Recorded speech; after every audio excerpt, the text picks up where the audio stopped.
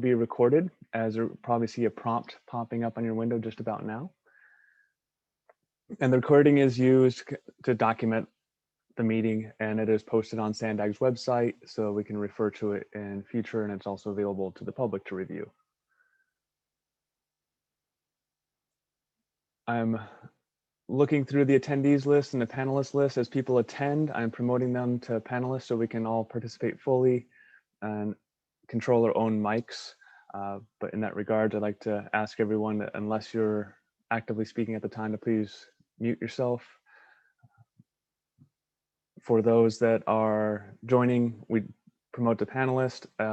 If somehow I miss you, you can use the raise hand feature to catch my attention, and we can unmute your mic remotely that way, or promote you as panelist as well. For members of the public, we ask you to raise your hand in that feature, and we can enable your microphone to unmute as well. So I'm going to advance us into the welcome and introductions, and I'm going to attempt to go through the panelist list and see if I can catch everybody, read off their names of who's here and what agencies they're representing, and then I'll pause at the end to see who I missed, as typically happens. So my name is Sam Sanford. I am with Sandag in the Long Range Transportation Division. I'm joined today from the support from production team from Kendall and Arthur. Also from Sandag's long range, or I should say Sandag planning, we have Elisa Arias and Phil Traum. From, let's see, US EPA, we have John Kelly. From Federal Highways, we have Joseph Vaughn. From Caltrans headquarters, we have Lexi Ariano and Lucas Sanchez. From CARB, we have Nesamani Kalandiur and Stephanie Parent. From San Diego Air Pollution Control District, we have Nick Cormier. From Sandag Transnet and Programming, we have Richard Radcliffe and Sue Alpert. And then also from Caltrans, we have Abhijit. And my apologies, Muhammad, are you also with Caltrans headquarters? Yes, Muhammad Al-Jabari with the Division of Financial Programming, Caltrans. Welcome, Muhammad. I think I've had the pleasure of talking with you a few times on some of the other meetings, but not at the CWG, so welcome. Yes, thanks. And now I'll pause to see who did I miss in that quick review.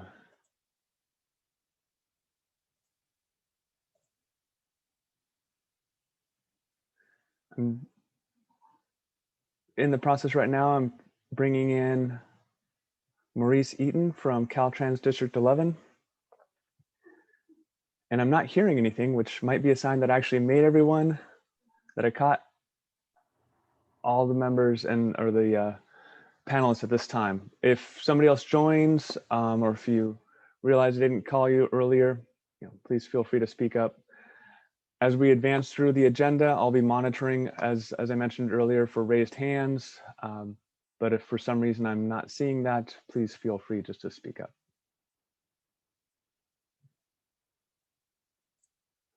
So moving on to agenda item number 2. This is the meeting minutes from our past meeting, which was April 7th of this year.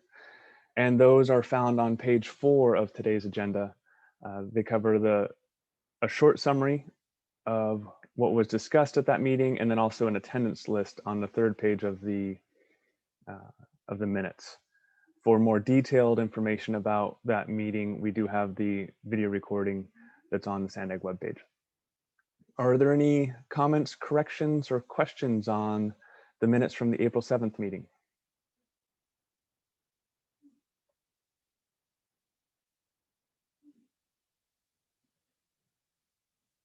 Okay. Hearing none, we'll move on to the next item. Here we have public comments, communications, and member comments. Do we have any members of the public that would like to address the CWG at this time?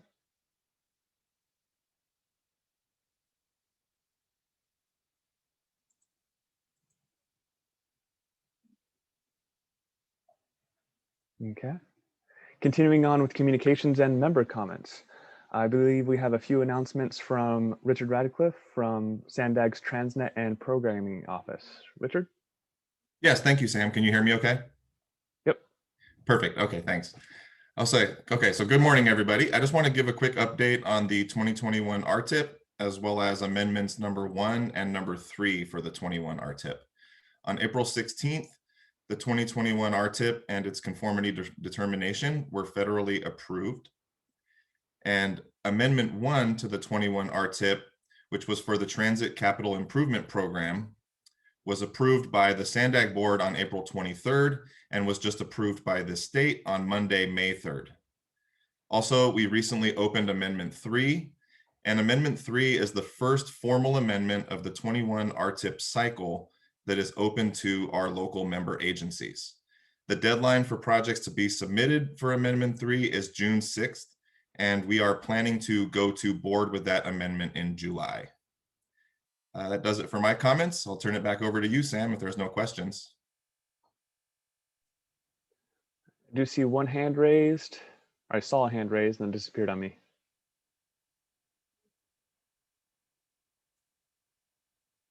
Maurice, do you have a comment as well? I just have a question for Sam, either you or maybe Richard. So maybe it's Richard. Will you guys be sending out some type of a communication or an email to that effect, Richard, so that I can share that with the project development folks over here at Caltrans? Sure, I can do that for you. I'm happy to do that. Yeah, we're we're always kind of scrambling with the any project edits, so we want to make sure we allow ourselves as much time to get those to you as possible. Okay. Maurice, this is Sue Alpert. Those notifications go to Clint Peace's group. So we can add you to the distribution, but also Clint should be distributing those within Caltrans District 11. Okay, yeah, Sue, if you'd be so kind just to add me, if you would. Sure. Thanks. Great. Thanks so much. This is Muhammad Al-Jabari. I have a question maybe to Sue. Do you guys have a set schedule for your amendments and administrative modifications, or do you do them as needed? Hi, Mohanan. We do have a set schedule. It's on our website. And we tend to kind of plan to do alternating every quarter a formal amendment with an admin mod, but we also do admin mods as needed.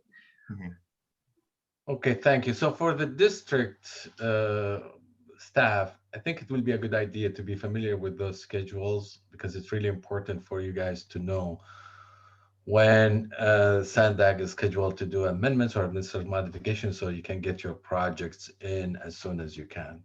Thank you. Thanks, Mohamed.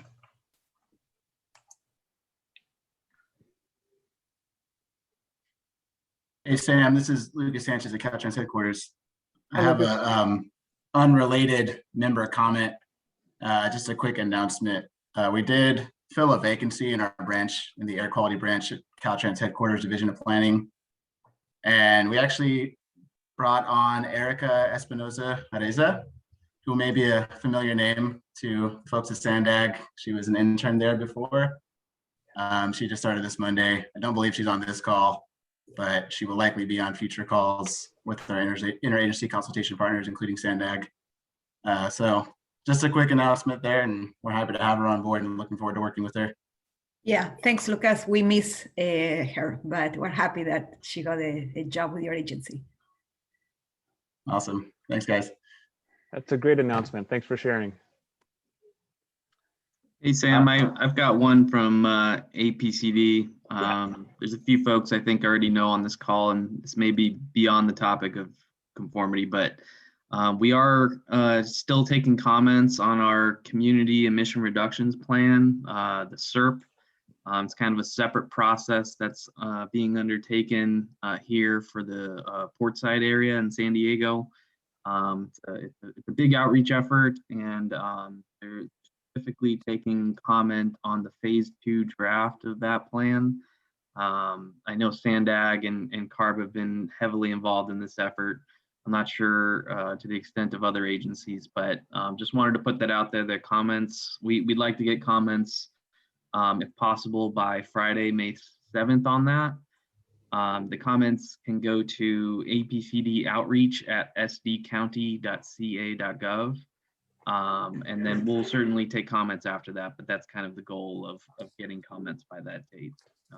I can try to answer any questions related to that effort, although Elise could probably answer more questions than I can on that. She's been way more involved than I have, but just wanted to spread the word a little bit about that. Thank you. Thanks, Nick. Yeah, and from the SANDAG perspective, we're aware of Friday's deadline, and I'm checking in with our team. I believe we're in good shape because we have been reviewing the strategies for a few months now with your colleagues at APCD, but we're aware of the deadline. Great, thank you. Very good. This is a nice, robust communication and member comment section.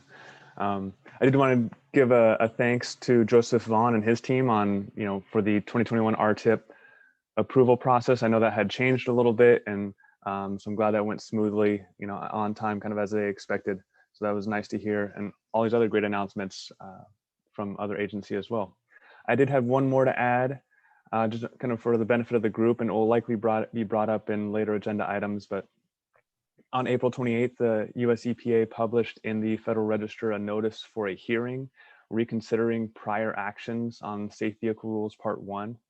And there is a comment period, and obviously the public hearing, I believe, is scheduled for June 2nd, and comments are due by July 6th.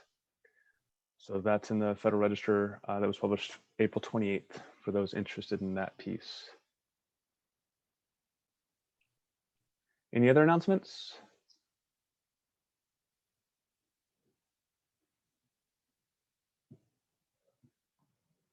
Okay, moving on to reports 4 through 6. Report number 4 is a discussion item on the preliminary draft of the air quality planning and transportation conformity documentation for San Diego Forward, the 2021 regional plan. This preliminary draft was shared with the CWG prior to the release of the draft regional plan per our interagency consultation process. So this document was shared with this group with last month's agenda to give a full 30-day review. I want to thank those that have already provided comments. We've already begun the process of addressing those comments and working them into the document to make it a better document. And those will be integrated in for the release of the draft of the full plan and appendices that it's expected at the end of this month. So on the next slide, I'll go over some of the changes that we've made to the preliminary draft, and then pause and see what discussion we have or any questions that we have on the document itself, and I can bring it up and we can work through it as needed. But a few of the updates, probably one of the more helpful ones I thought straight out of the gate is a locator map for the corridors. So a lot of us that live within this region, we know the facilities, by their kind of common names and numbers, but then realize that for those that might be looking at this document outside of this region, since we are organizing capacity increasing projects by corridor, that might have been a little confusing. So we added essentially this map that you kind of see. My apologies, it's a little small, but it's off to the right-hand side of the slide to kind of give you a sense of where each of these corridors lie within the region, so you can see where those facilities are located. Other updates included updates to our interagency consultation dates, because we were able to release the preliminary draft a little earlier than we had originally anticipated. So those dates were corrected. And also adding more detail. Initially, we had the attainment demonstration dates. We also went on and added the attainment deadline dates to kind of flesh that section out as well. I want to pause here and see if there are any comments or questions about the document. I do also want to state that we are requesting comments by this Friday for those that haven't had a chance to provide those yet.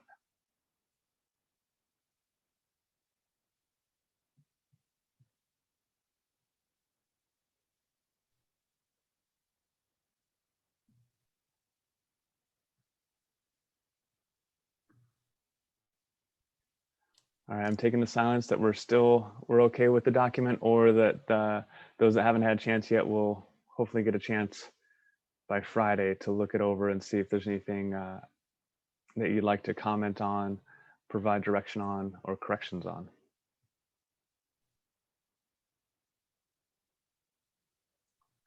Okay. Then moving on to agenda number 5. For this, we have the 2020 Ozone State Implementation Plan update. For this item, I'd like to turn it over to Nick Cormier from San Diego APCD and also John Kelly from US EPA. So Nick and John. Yeah, thanks, Sam. I can give a little bit of a quick update, and then John, feel free to jump in afterwards. I can't remember the last date of our last CWG meeting, but I think we may have mentioned that the publication of the notice of approval, the proposed notice for reclassifying San Diego as a severe area for both ozone standards was either forthcoming or did come out as of that point. It is out. It was published on April 8th. The Federal Register citation, if you've been looking it up, is 86 FR 187. And I can post a link in the chat if we have a chat. Yeah, there we go. After I'm done here, in case you're interested in taking a look.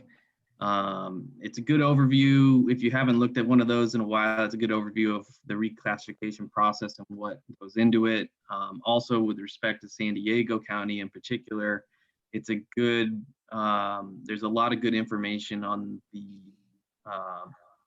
outreach that was conducted to tribal nations in the area for also reclassifying those areas as severe areas. So at the very least, it might be of interest to take a look at that.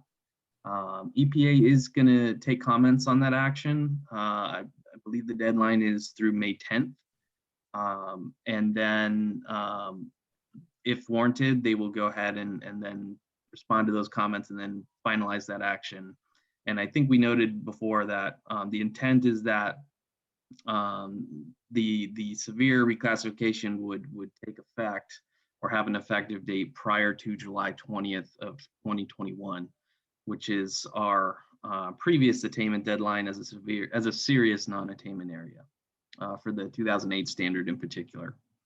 So that's it for reclassification on my end. John, did you have anything to add on the reclassification stuff?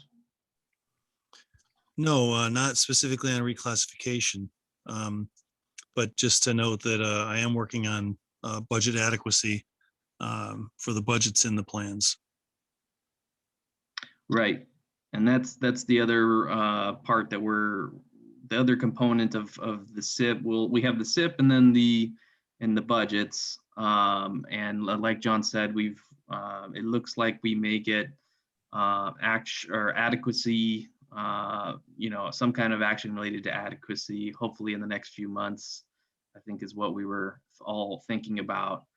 Right. And then, did you want to add anything on that before I jump into the plan itself, John? No, except that I did get the impression that there's a much tighter time frame desired on this than I was thinking previously. So I'm going to try and do that as quickly as I can. Great. And Nick, can I ask a question before we move on regarding the reclassification? Sure. So my apologies, I haven't had a chance to look at the register to see if there's been many comments made. Have you had that opportunity to look to see if there's been any comments? You know what? I haven't actually. I'll take a look after the meeting and see if I see anything of note. But I haven't seen anything. Have you seen anything to that extent, John? No, but I'm not actually the one. I'm not the staffer assigned to that. Coy is Coy Nguyen. So, and also a lot of times comments come in at the last minute. You guys know how that goes. The only thing that could potentially think of potential comments that could come in based on the tone of reading that Federal Register notice. And then I did look a little bit at the documentation in the docket. You know, there was some back and forth with one or two tribes in the area about whether they were gonna or wanted to be reclassified as severe non-attainment. That would I think be the only, I would hope be the only you know, comment that might come in, but we'll see. You know, we haven't gotten any contact from any tribal nations on our end about it. And then we'll just have to see what may come in as of May 10th. Thank you. I see Maurice Eaton has his hand up as well. Thank you, Sam. So I guess maybe a question for Nick or maybe John. So with the reclassification to severe, do you know if that is going to cause a change in our reporting on air quality aspects for capital projects or environmental documents for capital projects? I'm not sure. I'm not sure myself. They're more restrictive. I don't think there's anything directly. I think most of it kind of falls into the lap of SANDAG, which has more restrictive requirements in terms of the motor vehicle emission budgets. But John, are you aware of anything that might affect capital projects on that respect? No, I don't even know what we're talking about. Sorry. I'm sorry, I'm not familiar with the topic. I don't know what your requirements are for reporting. Maurice, are you talking about like reporting for capital projects of like Caltrans nature, or what? Can you give a little bit more feedback on that? Well, yes. So, you know, capital projects, like you were saying, Nick, for, you know, Caltrans purposes, but also because we work so closely with SANDAG on a number of capital projects. And then in addition to the capital projects, we have a collaborative effort going on between SANDAG and Caltrans and the city of San Diego for and other local agency partners for what we call the CMCPs, or the Comprehensive Multimodal Corridor Plans. And there's an air quality component to that. It probably is not, at least for the CMCPs, it's not a reporting thing, I don't believe, but it's something that we choose to use as a performance measure.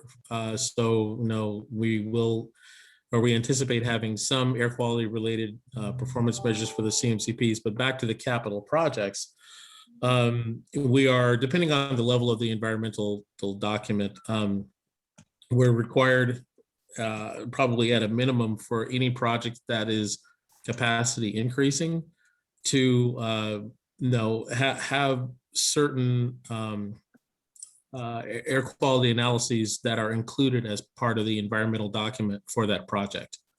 So that's the reason why I was asking the question. Yeah, and Maurice, I'm not an expert at project level conformity, but my understanding is that, you know, the analysis that is done at the project level will have to be done for a severe area for our new classification.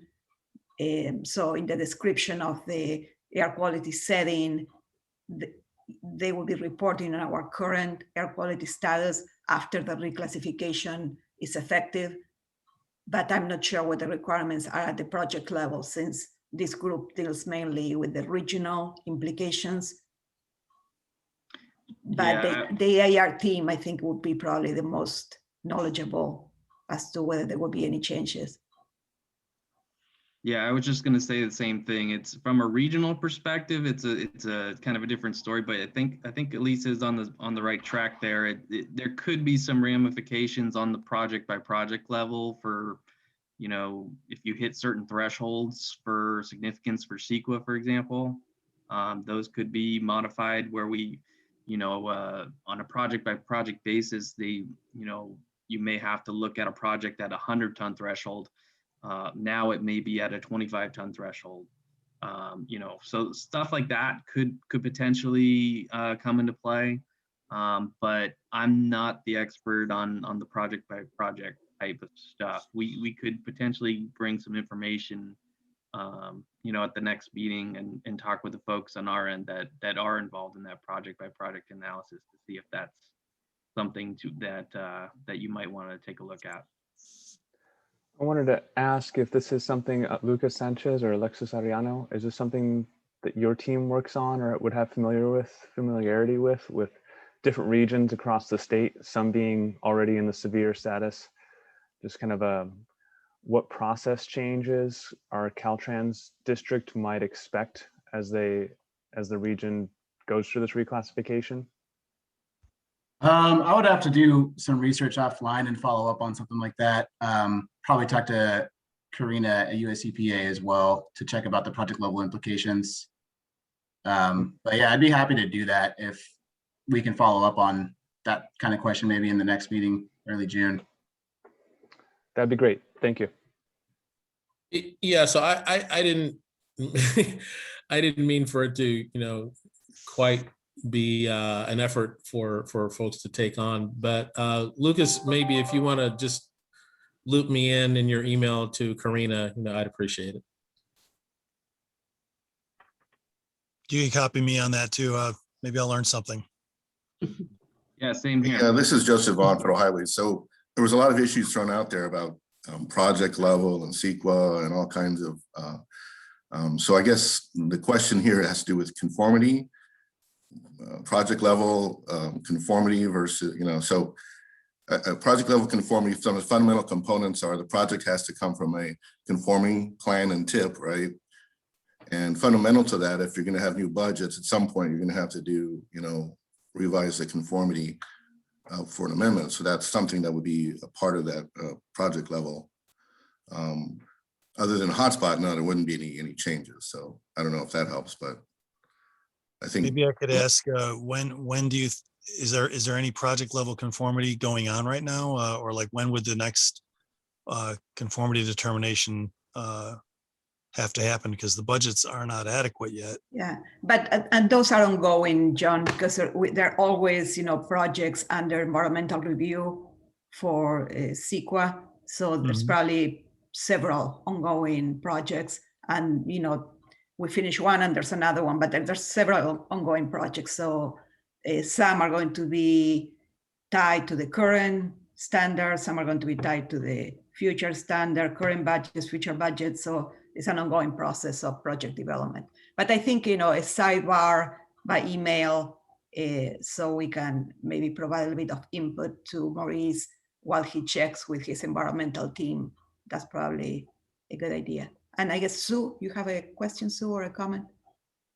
Yeah, thanks, Lisa. I just wanted to confirm, Joseph kind of touched on it, that as long as we aren't changing anything that impacts conformity for a formal amendment, we're okay to rely on previous conformity. But if we're doing a conformity amendment, then we need to use these new budgets and run the whole tip with the new years.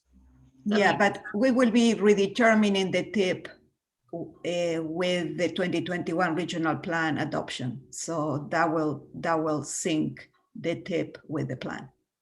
Okay, but until then, we're okay with correct. Correct. Yes. Good.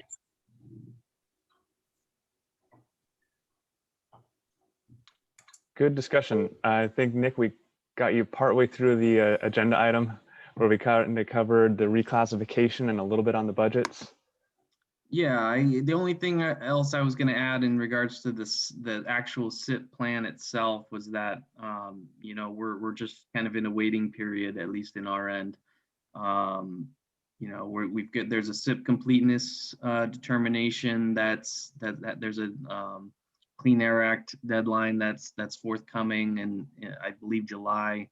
After the submittal of that document, that's kind of an upcoming milestone, if we want to call it. And then after that, there's another 12 months after that period where the action could be approved, disapproved, conditionally approved. There's a whole bunch of different ways that I believe EPA could kind of take after reviewing the plan in full. So just wanted to throw that out there for deadlines, things to look forward to in terms of EPA taking action on that plan. And John, you can feel free to add whatever you like on that. Yeah, the potential actions are, it's a many splendored thing. There's partial approvals, partial disapprovals, limited approvals, limited disapprovals. The list goes on and on about the kind of things, but I'm going to be pushing for approval because they're good plans. And so we're going to see what we can do to approve those. But, we can't prejudge, of course, whatever we're going to do. We would have to this is a proposal and comment kind of rulemaking. So I'd expect to try to do a proposal by the end of this calendar year, at least. And then a final action within that time frame. And you're exactly right about the time frame. Basically, we get 6 months to have a SIP go complete by operation of law, and then 12 months from that to act. So essentially, it gives us 18 months from the time you submit it to act on it. So you submit it on January 12th, 21. I remember that because it's 21 backwards. And so January 12th, 22 would be 12 months plus 6 months. I guess that's July 12th, 22 is this 18-month clock. So, it gives us plenty of time, I hope, to do what we need to do. And I don't see a problem with that. Thanks, John. And the only thing I might just kind of tack onto that is, in addition to this, and we've got some rule related things, some RACT related things that isn't germane to this group, but plus the reclassification, motor vehicle emission budgets. There's quite a few things that are kind of in the hopper now that could be reaching the Federal Register within the next year. So definitely keep an eye out. I'll make sure that the group is informed as needed on things that are of interest that are coming out. So just be aware of that there's quite a few things than previous years, I think, that are hopefully forthcoming in the next 6 to 12 months. So we'll see. That's all I have. Great. Thank you so much, Nick and John. I do see, Sue, your hand is up. I don't know if that's from an earlier comment or if you have an additional comment. Yeah, sorry, forgot to take it down. That was a good, healthy discussion on the 2020 ozone SIP update. If there's nothing else, we'll move on to agenda item number 6. So for this, we have MFAC 2021 update, and I'd like to turn it over to Nesamani from CARB for an update on this item. Hey, good morning, Sam, and good morning, everyone.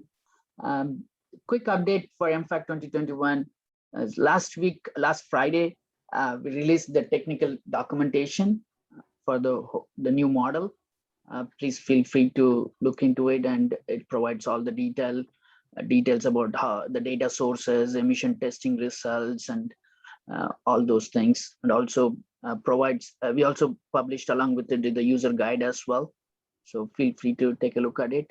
Along with it, we also released a new version of MFAC 2021 model. We fixed a few more bugs. For example, the start emissions for PHEVs, and then some emission rates, CO2 emission rates for heavy duty trucks post 2023. So some of those bugs were fixed in this model, and we released new version 1.0.1. That's what we are calling this version.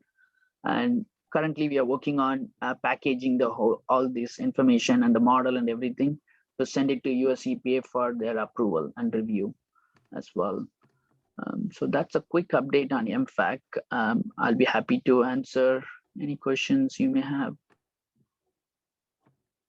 Thank you, Nesamani. Any comments or questions for Nesamani?